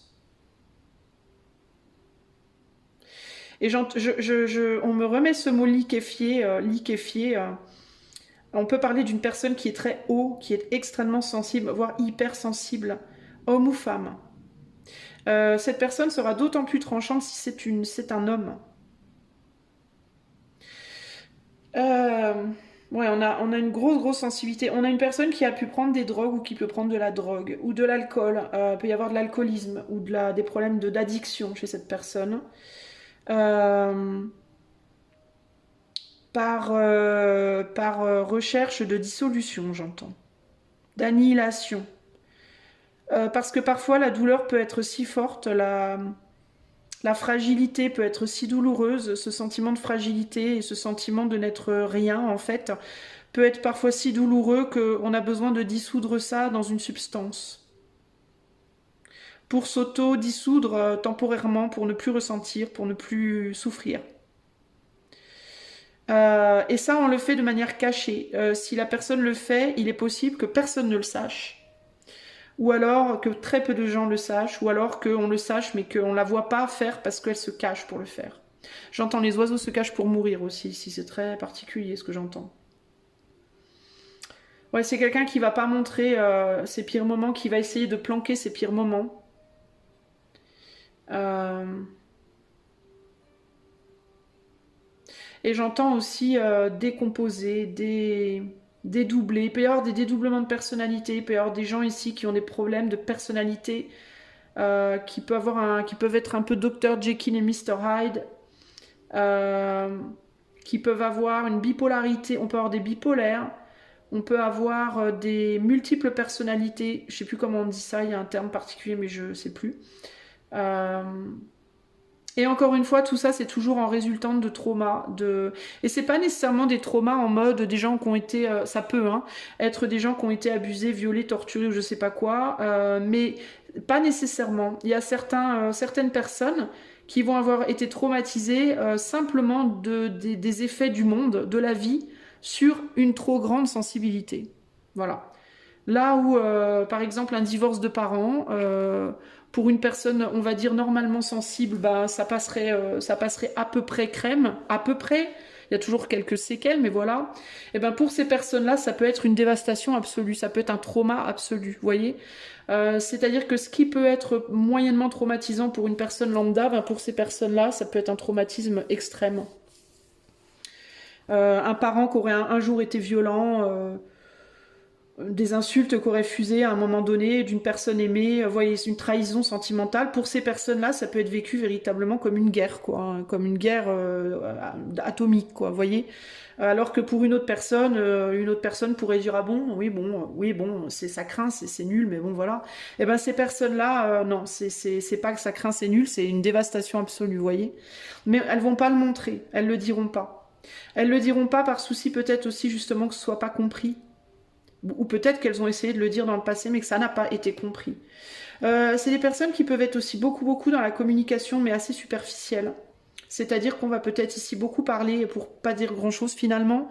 Ça ne veut pas dire que c'est des personnes qui sont incapables de conversations profondes, bien au contraire, mais ça sera très sélect. Les personnes avec qui ces conversations-là prendront place, ce sera très sélectionné, très trié sur le volet. Et c'est des personnes qui peuvent aussi être très créatives, aimer le dessin, la musique, l'art, etc., comme moyen d'expression alternatif à une incapacité justement de parler. Hein. J'essaie de voir s'il y a d'autres choses qui viennent là. Alors j'entends la maternité, la paternité, c'est des personnes qui aiment les enfants, ou qui aimeraient en avoir, qui en ont ou qui aimeraient en avoir. Mais en même temps, c'est un gros souci. C'est-à-dire que pour les personnes qui aimeraient avoir des enfants mais qui n'en ont pas eu, il y a vraiment cette idée de mais qu'est-ce que j'aimerais en avoir, mais en même temps, mais qu'est-ce que j'ai peur d'en avoir, vous voyez. On se sent en même temps très capable et en même temps très incapable, encore une fois. Pour les personnes qui en ont déjà, bah, ça peut être source de gros soucis, de manque. Quand les enfants ne sont pas là, mais qu'est-ce que ça manque? Quand ils sont là, mais qu'est-ce que c'est dur? Quand il y a un problème, mais qu'est-ce que j'ai du mal à gérer? Parfois, mais qu'est-ce qu'ils sont beaux quand ils sont heureux et joyeux, mais qu'est-ce qu'ils sont beaux? Et en même temps, quand ils sont malheureux ou énervants, mais qu'est-ce qui me font du mal? Vous voyez, c'est vraiment cette idée de tout est vécu chez cette personne, puissance 20 milliards, quoi. Alors, si c'est vous, évidemment, vous reconnaîtrez ou pas, mais voilà. Il y a vraiment l'idée de l'oiseau qui aurait voulu être un poisson, là, j'entends. Donc il y a une idée aussi de finalement j'aurais bien voulu je me sens pas à ma place dans ce monde, j'ai l'impression de j'arrive pas à trouver ma place, j'ai l'impression de pas être à ma place, j'ai du mal à naviguer là où je suis, j'ai du mal à faire ce que je fais, j'ai du mal à être ce que je suis, hein. Et il y a un peu une idée ici de peu importe ce que c'est finalement, hein.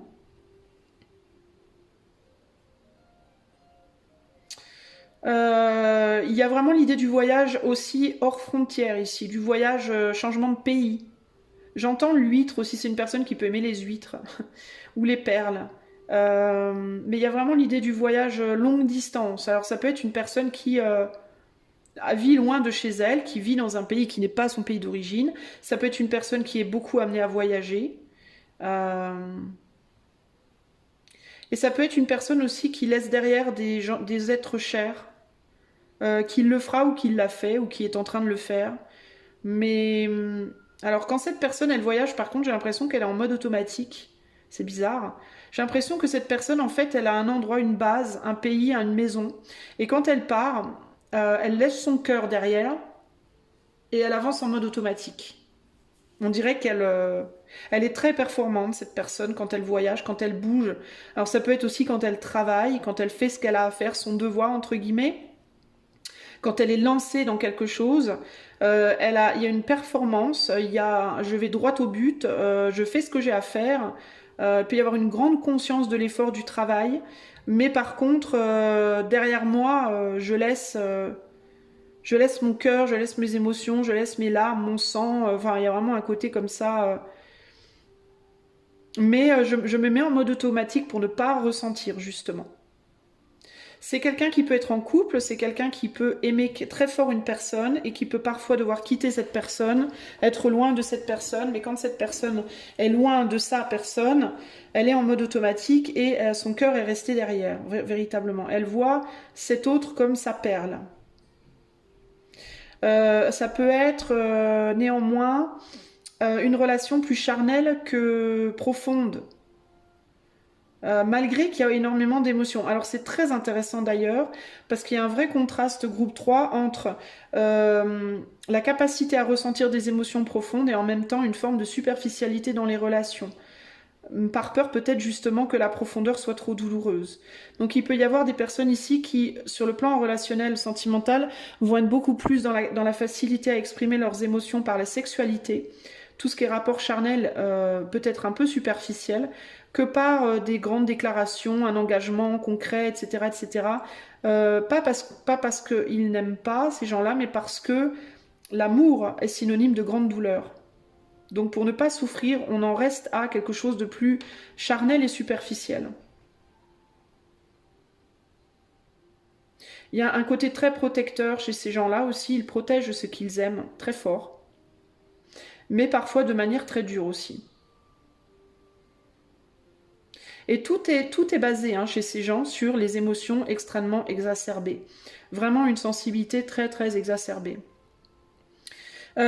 Si cette personne est en couple et qu'elle protège quelqu'un, ce quelqu'un peut être beaucoup dans la souffrance de plusieurs manières. Ce quelqu'un peut être dans la souffrance parce que cette personne va parfois être très dure et ça peut faire très mal. Ce quelqu'un peut être dans la souffrance parce que cette personne s'en va souvent, est souvent partie, est souvent ailleurs, au sens propre ou au sens figuré d'ailleurs, et ça aussi ça peut faire mal.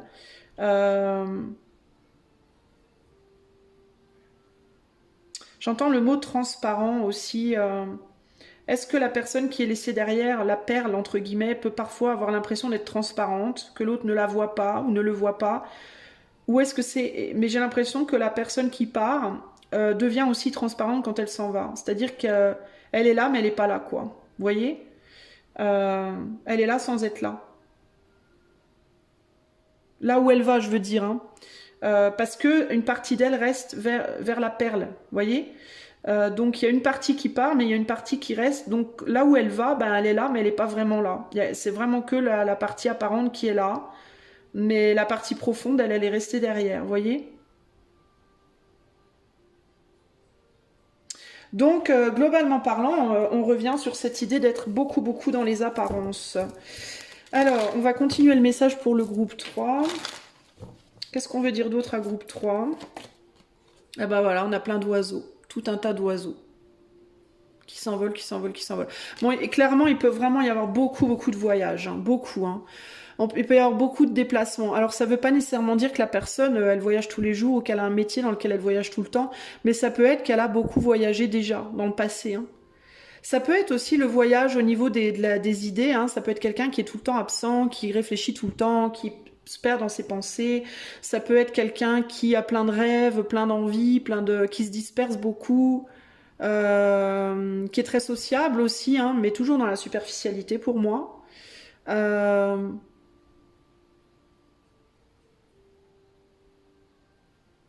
Ça peut être quelqu'un aussi qui a besoin de s'élever, hein, qui a besoin de se désancrer, qui a besoin de démêler des choses dans sa vie, dans ses idées. Je vais vous mettre les deux images côte à côte là, sur l'écran, ça sera plus simple pour vous et pour moi. Alors, la perle qui reste derrière, si on est sur un couple, la perle qui reste derrière pourrait bien avoir envie de partir.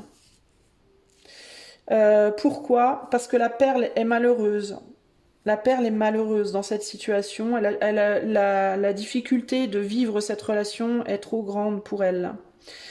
Il est possible d'ailleurs que la perle soit aussi sensible que le personnage, qui est hypersensible.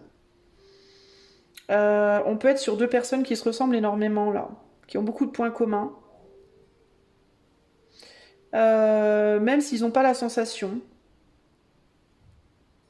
La perle peut se sentir, comme on dit, insignifiante, invisible ou pas du tout spéciale aux yeux de son autre. La perle peut aussi se comparer à son autre. Là, je parle de la perle qui reste derrière si on parle d'un couple. Hein.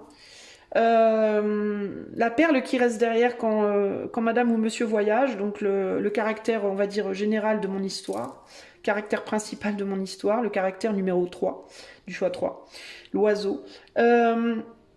La perle peut être dans une comparaison, et l'oiseau aussi d'une certaine manière. C'est intéressant parce que c'est comme si c'était deux oiseaux qui sont très différents l'un de l'autre et qui se sentent très différents l'un de l'autre. Et qui pourtant sont pareils d'une certaine manière. Donc sous certains angles, ils se ressemblent énormément. Sous d'autres angles, ils sont très différents. Mais ils se comparent peut-être beaucoup l'un à l'autre. Ils ont peut-être du mal à se sentir vraiment bien ensemble d'une certaine manière. Il y a quelque chose qui fait qu'on a du mal à coller. D'autant plus qu'il y a un des deux oiseaux qui est pris pour une perle. Où ils se prennent mutuellement pour une huître, j'en sais rien, pour une perle ou une huître. Donc il y a un manque d'objectivité sur la véritable nature de l'autre. Il y a un manque d'objectivité sur sa propre nature. Et il peut y avoir même des enjeux de compétition entre les deux. En mode, tu es mieux que moi, tu es moins bien que moi, je suis moins bien que toi, je suis mieux que toi, je sais pas. Vous voyez Donc c'est très compliqué. Il peut y avoir une vraie...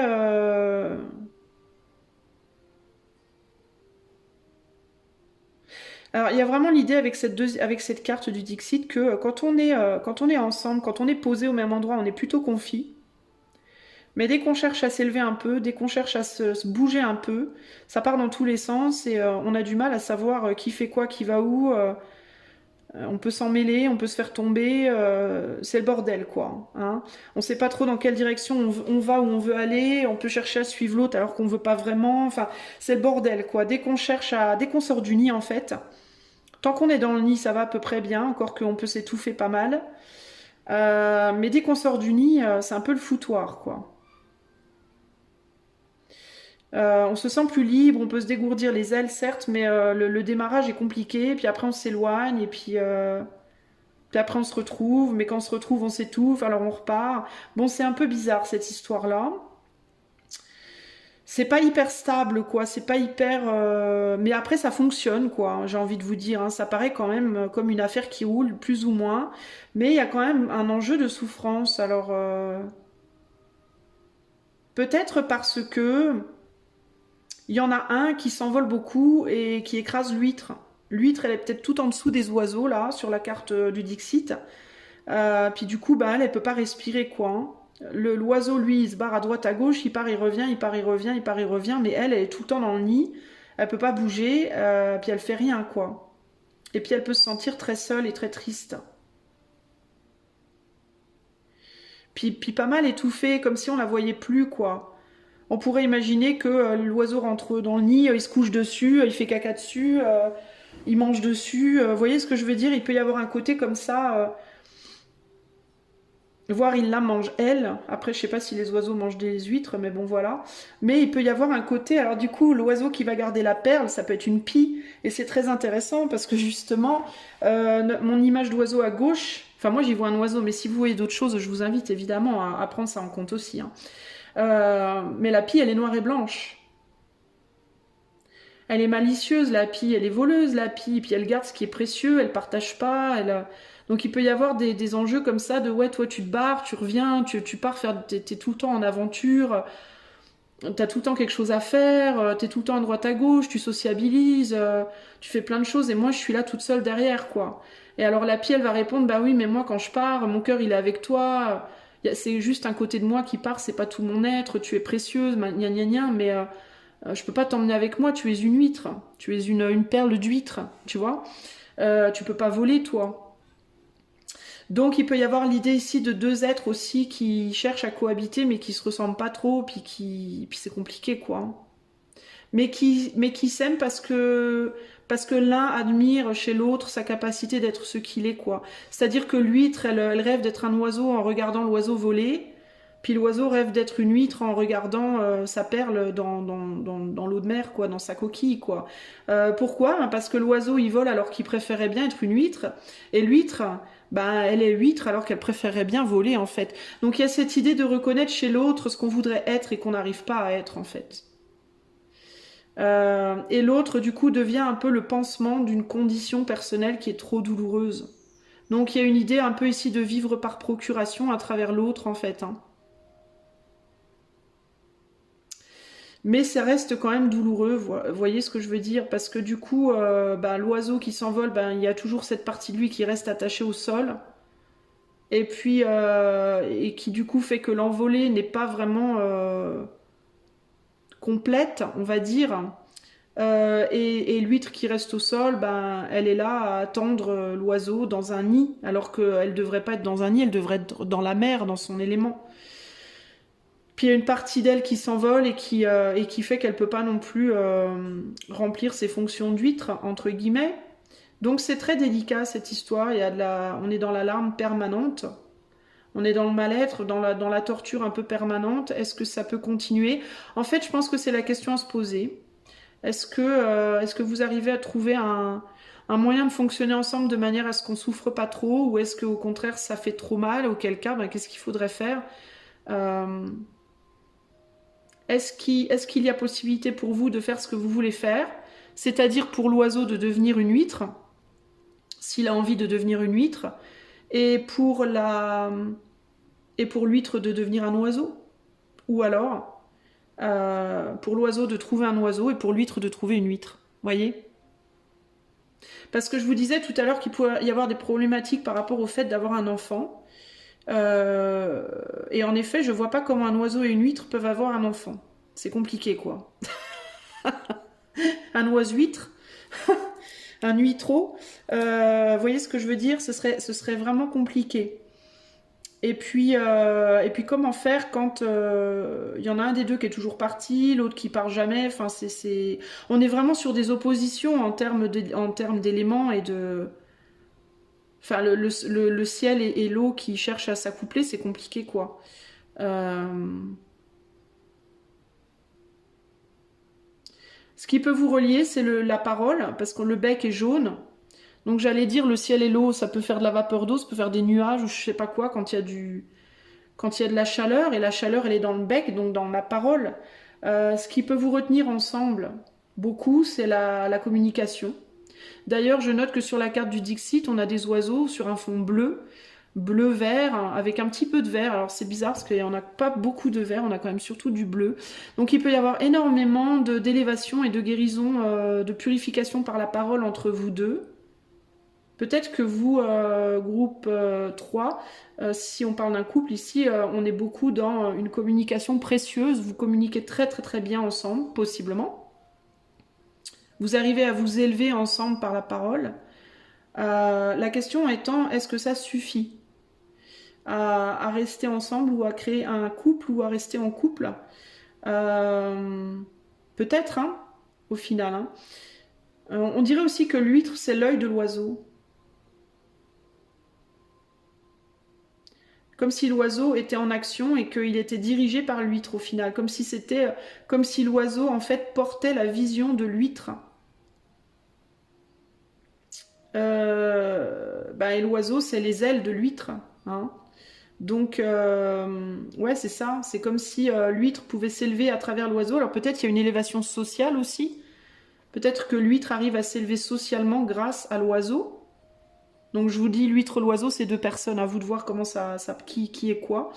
Mais il y a aussi l'idée de l'oiseau qui porte la vision de l'huître. Et qu'est-ce que l'huître porterait du coup? J'ai envie de dire la souffrance de l'oiseau d'une certaine manière. La souffrance de l'oiseau, puisque l'oiseau donne à l'huître son cœur.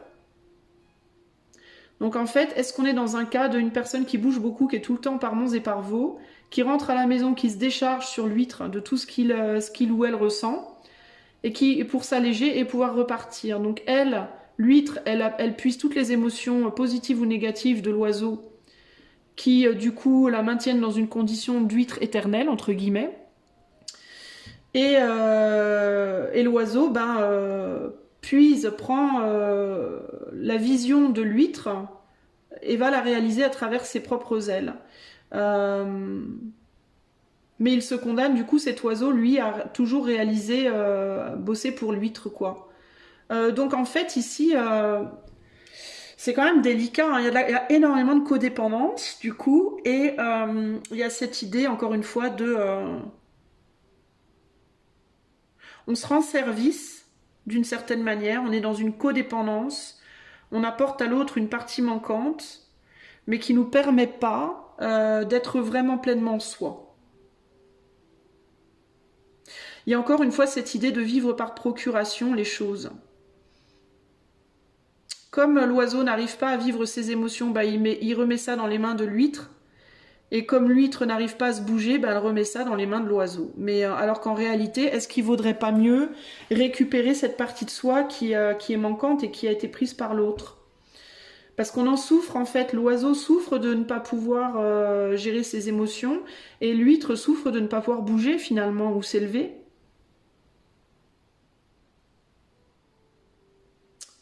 Donc voilà, je vous donne énormément de... Il y a beaucoup d'infos pour vous, on est déjà à 30 minutes groupe 3, beaucoup plus long que les autres groupes, mais bon, il y a beaucoup de choses qui me viennent. Donc j'aurais envie de vous dire quand même beaucoup de choses à réfléchir là. Alors si vous n'êtes pas en couple, eh bien ça peut parler de vous et d'un ami, de vous et de quelqu'un de votre famille, ou de vous au sens large. Tous les éléments que j'ai soulevés, ça peut être des choses sur lesquelles, des points sur lesquels réfléchir en vous-même uniquement, plutôt que de penser ça c'est pour moi, ça c'est pour l'autre, essayez de tout prendre pour vous et de voir ce qui résonne pas, quel message vous colle, quel message ne vous colle pas, mais il y a quand même beaucoup d'enjeux de couple ici, hein, je dois vous le dire. Hein.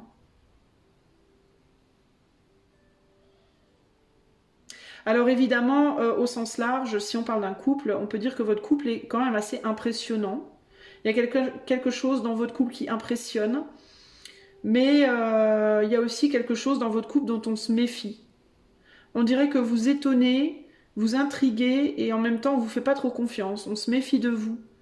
Et puis on sent dans votre couple une douleur cachée qui n'est pas forcément exprimée.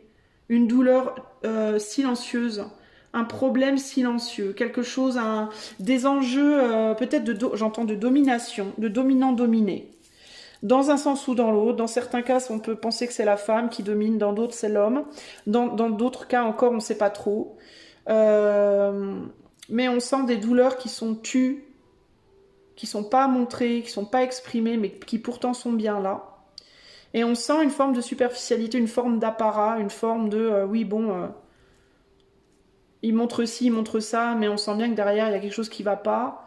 Et on sent beaucoup de défensive aussi. Alors on sent aussi qu'on se protège l'un l'autre, un peu comme un Bonnie and Clyde, on protège l'autre. Et il y a vraiment cette idée de syndrome de Stockholm qui me vient un peu ici aussi potentiellement dans certains cas.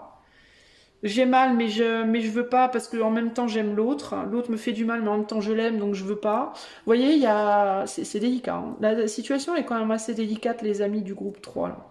Donc il y a beaucoup de réflexions à avoir par rapport à cette relation avec l'autre ou avec vous-même. Et c'est pas nécessairement sentimental, hein. Ça peut être en familial, ça peut être amical, ça peut être même professionnel, hein, dans certains cas. Mais tout ça, c'est à réfléchir, les amis du groupe 3. Voilà ce que je peux vous dire, c'était quand même assez complet pour vous, les amis. Je vous invite à y réfléchir. Puis si ça vous a plu, n'hésitez pas à liker, partager, blablabla. Si vous voulez une consultation privée en coaching ou en cartomancie, ou pourquoi pas en artomancie, je vais rajouter une option artomancie parce que je trouve ça vraiment sympa. N'hésitez pas à faire la demande par le site. Elle n'y est pas encore le site, sur le site l'option artomancie, mais je vais la mettre de toute façon. Mais vous pouvez demander quand même par email. Voilà, si besoin. Moi, je vous fais des gros bisous. Le lien du site est en barre de description. Je vous fais des gros bisous. Je vous dis à bientôt. Ciao, ciao.